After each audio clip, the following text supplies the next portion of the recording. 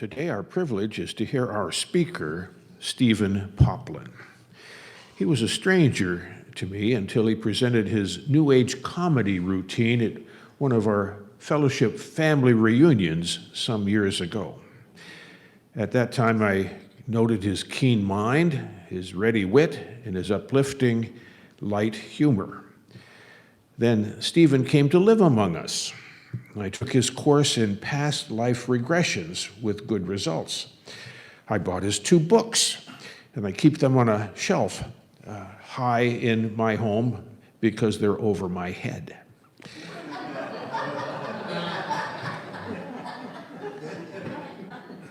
I have enjoyed every interaction I've had with Stephen, and I feel joyful when I think of him. He's a person who enjoys his life, and in his own words, loves to travel, explore, compare, enjoy, and photograph. Whenever he speaks from our lectern, he shares from the wealth of what he has gained from his travels and from over 40 years of practice, observation, and insight as a therapist and a spiritual teacher. Stephen likes to play with words. At the end of some of his emails, he writes, "Have a great day, unless you've made other plans." Stephen Poplin.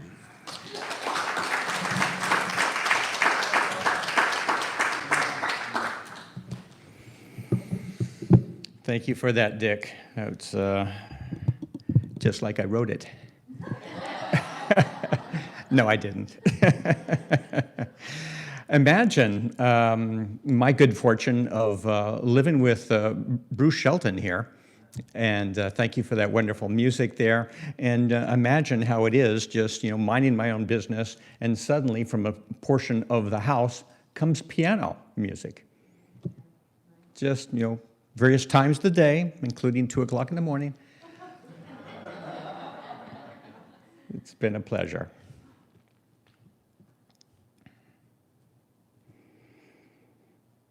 God's other door. "You are fettered," said Scrooge, trembling. "Tell me why." "I wear the chain I forged in life," replied the ghost.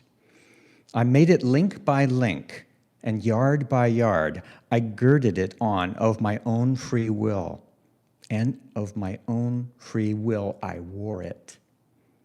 That's from Charles Dickens, A Christmas Carol. We are coming to the end of a worldwide pandemic. Am I being optimistic? I don't think so. To me, it feels like, yes, the patient has been very ill, but recovering. But things have changed. People have died. Many of us lost friends and relatives. Who here? I just heard that Larry Jennings just lost his mother this weekend. We know someone else here that lost his mother.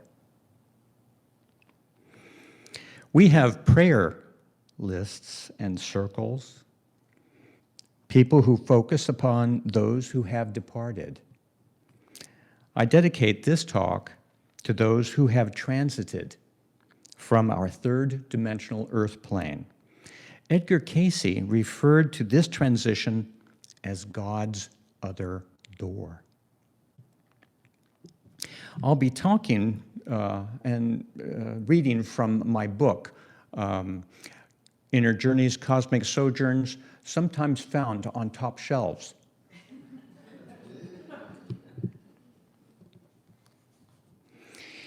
It's subtitled Life-Transforming Stories, Adventures, and Messages from a Spiritual Hypnotherapist's Casebook. This is from the chapter on ghosts stuck in emotions. There are those who, after death and as souls, got lost on the way home. We have met many so far. Essentially, they lost their way. Did they err? Did they go astray? Interestingly enough, the original Judeo-Christian concept of sin can be linguistically followed back to missing the mark, such as an arrow, and thus falling short of perfection. In essence, if we stick to this earlier meaning, this sin is not so bad after all. This type of sin is a delay and maybe a detour. Obviously, sin developed later into the terrible thing we know of today. Some of my clients discuss this missing the mark, being thrown off, and getting bogged down in some issue or other. Other souls, some of my clients, get completely thrown off and sometimes get disoriented. Cayce described a borderland where souls transition after life and sometimes get disoriented. I have had many of my clients tell me of past times when they stayed earthbound after physical death. They were brooding, some still working on something. One could say that they were haunted by some event or reaction. Some were confused and disoriented. Others were just taking a time out. And a quote from Cayce, "Many an individual has remained in that called death for what ye call years without realizing it was dead. The feelings, the desires for what ye call appetites are changed or not aware at all. The ability to communicate is that which usually disturbs or worries others.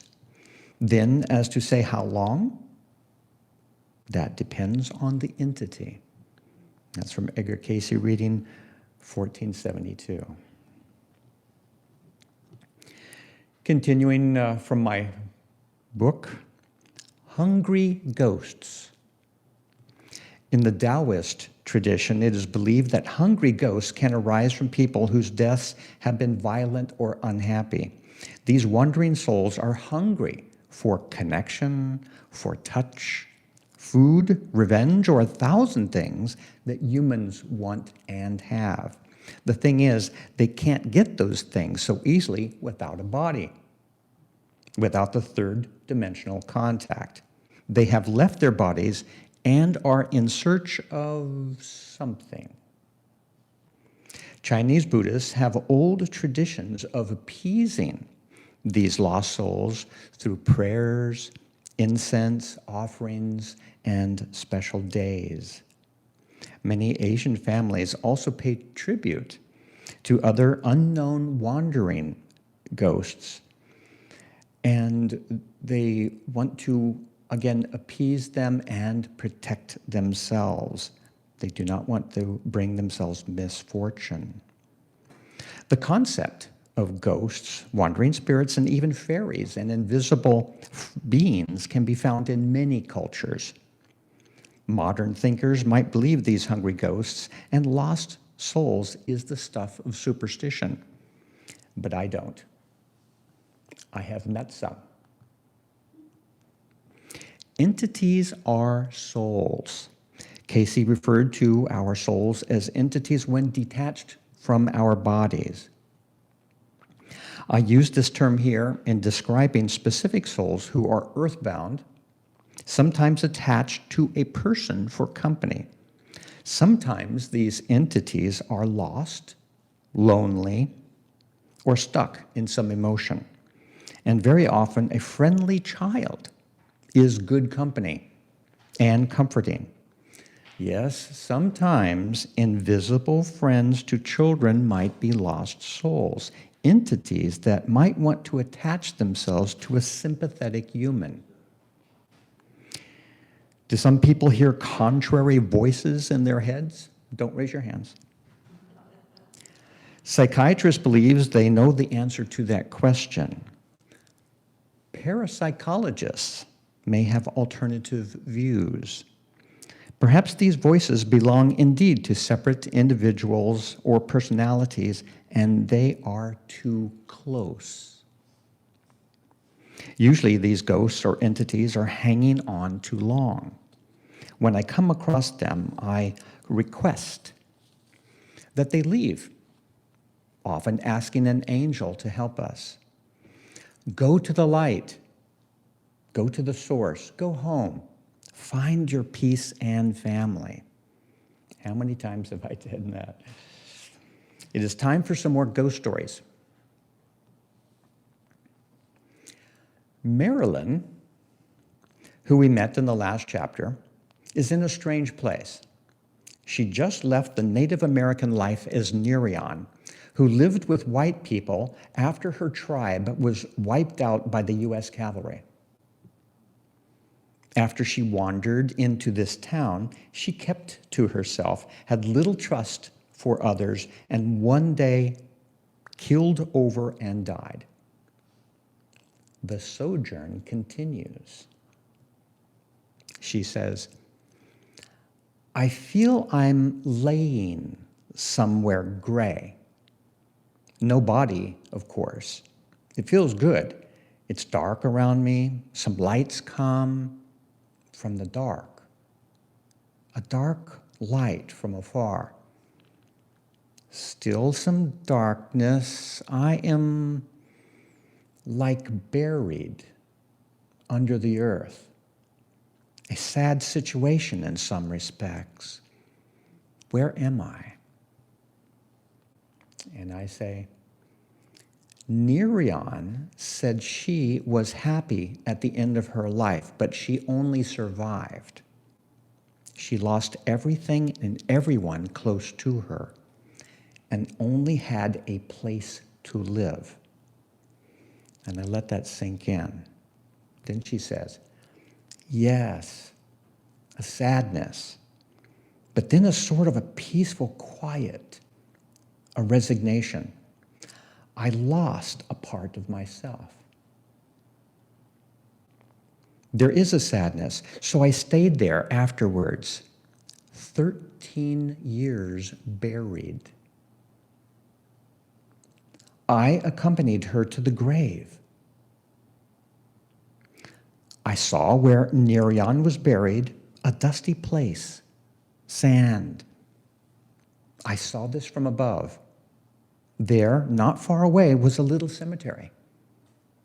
It was a peaceful, quiet place, much better than where she was buried.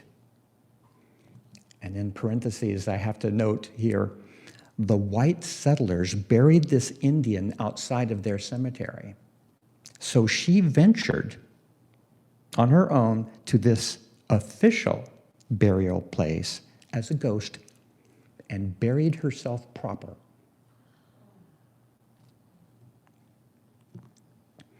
And then I ask, and what happened after 13 years? I see light around me, bright around me. Then came blinking lights, lighter, bright.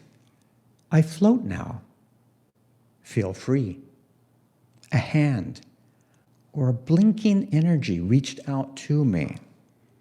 Sometimes bright, then dark, blinking, all bright and light. It appears like a blinking traffic light. It seems like energy. Nice. I stay in this energy world, recovering. There are various vibrations around me, and a point near me, around me. It is all pleasant, resting here. I need that. And I say, great, you have found your peace. Please bring some light and peace to Marilyn today. This was a fascinating case. Not only was she a ghost, burying herself in her own grave in a Midwestern hillside, but the pattern remained. Today, Marilyn has been unconsciously looking for a place to rest. Her profession is working for the city in plots of land. working on official real estate agreements. I find this interesting and appropriate. She is tired of this boring work, however. May she move on as her ghost eventually did. Want to hear another one? Yeah. Nancy came to me to reconnect to her departed father, who had died about 5 years before. He visited her briefly after he died, and she wanted to renew that contact, to check in on him and ask how things were over there. She got a bit of a surprise in our session. This was not going to be about her father.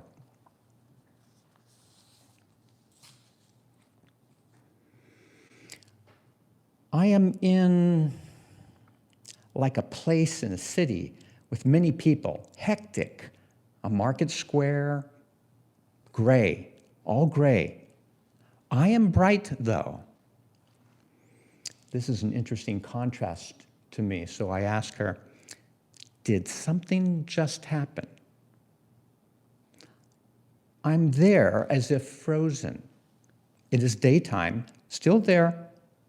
On my left, some green, more color. On the right is this place with the people. I want to go left. And I say, you in the middle, searching, lost something. Did you just die? I feel a transition. I go up, float. I'm high, relatively high. I don't want to look down. No fear up here. I'm not on the earth. I am gone somewhere. Here by me, it is light. Around me, it is darker. I feel a bit lonely. I want to make contact, but I am in this capsule. I cannot make connections. A medieval feeling, gray, like the place before, that hectic market. Twilight now. I see myself still bright somehow. Others are darker. I roam around. But where to? No beginning or ending. I'm a girl. That life passed too quickly. Now I see myself in a carriage. I'm a woman, 33 years old. There is an accident, a river. I drown. I don't get where I want. Another voice declares, Nancy has been a wandering ghost for a long time. Yes, after that drowning so long ago, she was lost for a period of time. I prayed for her and asked for an angel to come to her aid. Please bring her home. After her spiritual allies came to her, she was released and could move on. Blessings. Another quote from Edgar Cayce. Pray oft for those who have passed on. It is well. Those who have passed through God's other door are oft listening for the voice of those they have loved in the earth. This is the nearest and dearest thing they have known in earthly consciousness. Then thy prayers direct them closer to that throne of love and mercy, that pool of light, yea, that river of God.